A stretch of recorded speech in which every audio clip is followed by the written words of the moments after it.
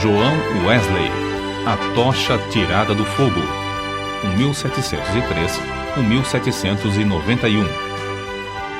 O céu, à meia-noite, era iluminado pelo reflexo sombrio das chamas que devoravam vorazmente a casa do pastor Samuel Wesley. Na rua, ouviam-se os gritos: "Fogo! Fogo!" Contudo, a família do pastor continuava a dormir tranquilamente, até que os escombros ardentes caíram sobre a cama de uma filha, Hattie. A menina acordou sobressaltada e correu para o quarto do pai. Sem poder salvar coisa alguma das chamas, a família foi obrigada a sair casa afora, vestindo apenas as roupas de dormir, numa temperatura gélida. A ama, ao ser despertada pelo alarme, arrebatou a criança menor, Carlos, do berço. Chamou os outros meninos, insistindo que a seguissem, e desceu a escada. João, porém, que então contava 5 anos e meio, ficou dormindo. 3 vezes a mãe, Susana Wesley, que se achava doente, tentou debalde subir a escada. 2 vezes o pai tentou, em vão, passar pelo meio das chamas, correndo. Sentindo o perigo, ajuntou a família no jardim, onde todos caíram de joelhos e suplicaram em favor da criança presa pelo fogo.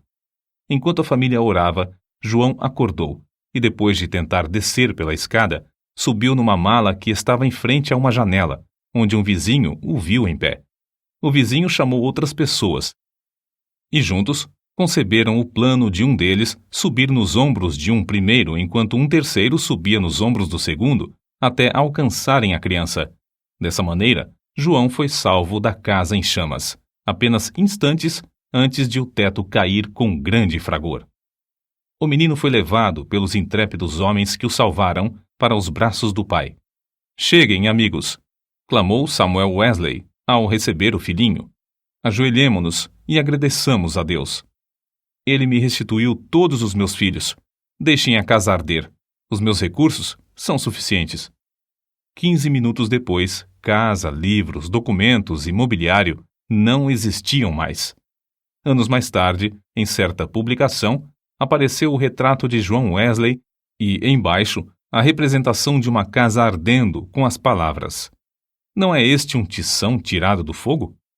Zacarias capítulo 3, versículo 2. Nos escritos de Wesley foi encontrada uma referência interessante acerca desse histórico sinistro. Em 9 de fevereiro de 1750, durante um culto de vigília, cerca das 11 horas da noite, lembrei-me de que era esse o dia e a hora, havia 40 anos, em que me tiraram das chamas.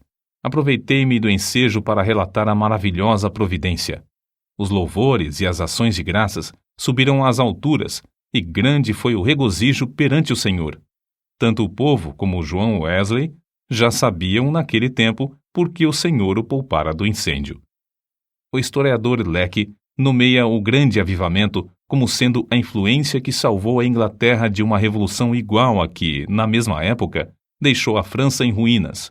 Dos 4 vultos que se destacaram no grande avivamento, João Wesley era o maior. Jonathan Edwards, que nasceu no mesmo ano de Wesley, faleceu 33 anos antes dele.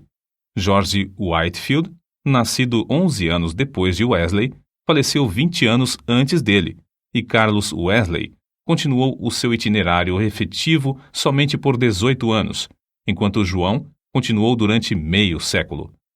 Mas a biografia deste célebre pregador, para ser completa, deve incluir a história de sua mãe, Susana. De fato, é como certo biógrafo escreveu: "Não se pode traçar a história do grande avivamento do século passado, o 1700, na Inglaterra, sem dar uma grande parte da herança merecida à mãe de João e Carlos Wesley. Isso não somente por causa da instrução que inculcou profundamente aos filhos, mas por causa da direção que deu ao avivamento. A mãe de Susana era filha de um pregador. Esforçada na obra de Deus, casou-se com o eminente ministro Samuel Annesley. Dos 25 filhos desse enlace, Susana era a 24ª. Durante a vida, seguiu o exemplo da sua mãe, passando 1 hora de madrugada e outra à noite orando e meditando sobre as Escrituras. Pelo que escreveu certo dia, vê-se como se dedicava à oração. Que Deus seja louvado por todos os dias em que nos comportamos bem. Mas estou ainda descontente, porque não desfruto muito de Deus. Sei que me conservo demasiadamente longe dele. Anseio ter a alma mais intimamente ligada a ele pela fé e amor. João era o 15º rebento dos 19 filhos de Samuel e Susannah Wesley. O que vamos transcrever, escrito pela mãe de João, mostra como ela era fiel em ordenar a seus filhos e a sua casa depois dela. Gênesis, capítulo 18, versículo 19. Para formar a mente da criança, a primeira coisa é vencer-lhe a vontade. A obra de instruir o intelecto leva tempo e deve ser gradual, conforme a capacidade da criança. Mas o subjugar-lhe a vontade deve ser feito de uma vez, e quanto mais cedo, tanto melhor. Depois, pode-se governar a criança pela razão e piedade dos pais, até chegar o tempo de a criança poder também exercer o raciocínio. Acerca do casal Wesley e seus filhos, o célebre comentador da Bíblia, Adam Clarke, escreveu: Nunca li nem ouvi falar de uma família, não conheço e nem existe outra, desde os dias de Abrão e Sara, de José e Maria de Nazaré, a qual a raça humana deve tanto. Susannah Wesley acreditava que aquele que poupa a vara aborrece a seu filho. Provérbios, capítulo 13, versículo 24. E não consentia que seus filhos chorassem em voz alta. Assim, apesar de a casa estar repleta de crianças, nunca havia tempos tristonhos nem balbúrdia no lar do pastor. Um filho jamais ganhou coisa alguma chorando na casa de Susannah Wesley.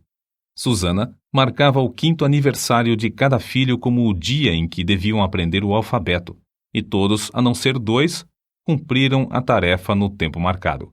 No dia seguinte, a criança que completava 5 anos e aprendia o alfabeto começava o estudo da leitura, iniciando-o com o primeiro versículo da Bíblia. Os meninos no lar de Samuel Wesley aprenderam o valor que há em observar fielmente os cultos. Não há em outras histórias fatos tão profundos e atraentes como os que constam acerca dos filhos de Samuel e Susannah Wesley, pois antes de saberem ajoelhar-se ou falar, eram instruídos a dar graças pelo alimento, por meio de acenos apropriados.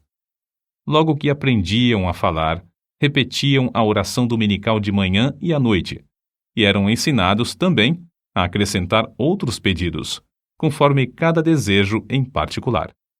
Ao chegarem à idade própria, um dia da semana era designado a cada filho para conversar sobre as dúvidas e dificuldades.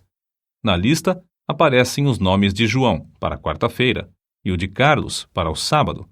E para os filhos, o dia de cada um tornou-se precioso e memorável. É comovente ler o que João Wesley, 20 anos depois de sair da casa paterna, disse à sua mãe: Em muitas coisas, a senhora tem intercedido por mim e tem prevalecido.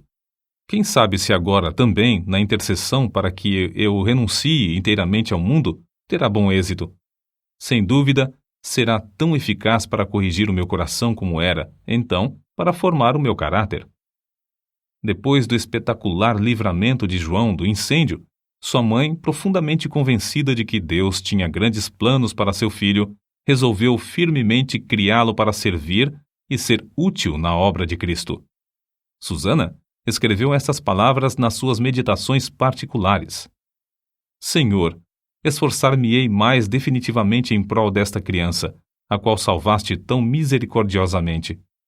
Procurarei transmitir-lhe fielmente ao coração os princípios da tua religião e virtude.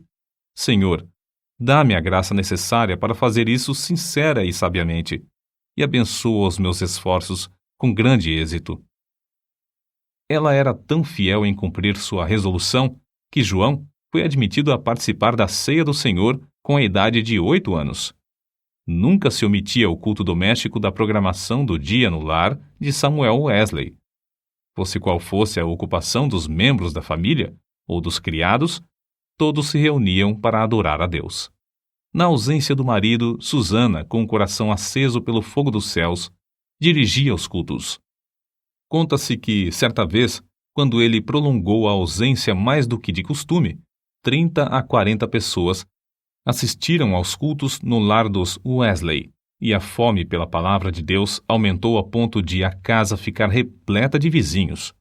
A família do pastor Samuel Wesley vivia rodeada de pobreza, mas pela influência do Duque de Buckingham, conseguiu um lugar para João na Charterhouse, em Londres. Assim, o menino, antes de completar 11 anos, deixou a atmosfera fragrante de oração ardente para enfrentar as porfias de uma escola pública. Contudo, não cedeu ao ambiente de pecado de que estava rodeado. Conservava também as suas forças físicas, obedecendo fielmente ao conselho de seu pai, que corresse 3 vezes de madrugada ao redor do grande jardim da Charterhouse. Tomou como regra da sua vida, dali em diante, manter o vigor do corpo. Aos 80 anos, apesar de seu físico franzino, considerava coisa insignificante andar a pé 1,5 léguas para pregar. Conta-se um exemplo da influência que João exercia sobre seus colegas da Charterhouse.